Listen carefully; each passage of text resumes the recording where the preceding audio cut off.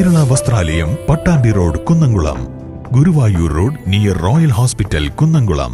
തയ്യൽ തൊഴിൽ മേഖലയെ സംരക്ഷിക്കുക, തയ്യൽ തൊഴിലാളികളെ ESI സ്കീമിൽ ഉൾപ്പെടുത്തുക തുടങ്ങിയ ആവശ്യങ്ങളുമായി Kerala state tailors association Thrissur ജില്ലാ സമ്മേളനം വടക്കാഞ്ചേരിയിൽ നടന്നു.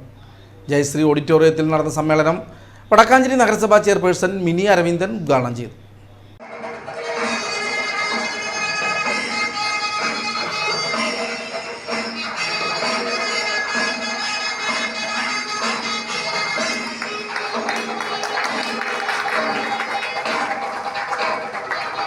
തൃശൂർ ജില്ലാ സമ്മേളനം കേരള സ്റ്റേറ്റ് ടൈലേഴ്സ് അസോസിയേഷൻ 38ാമത് തൃശൂർ ജില്ലാ സമ്മേളനം വെള്ളിയാഴ്ച വടക്കാഞ്ചേരി ജയശ്രീ ഓഡിറ്റോറിയത്തിലാണ് നടന്നത്.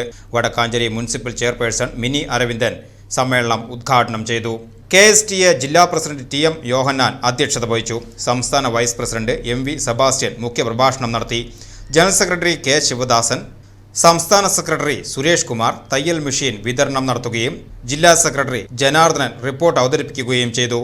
General secretary K Sivadas, Vadakkanchery municipal councillor Sreeja Chandran, ജില്ലാ കമ്മിറ്റി അംഗം M സോമൻ തുടങ്ങിയവർ പങ്കെടുത്ത് സംസാരിച്ചു.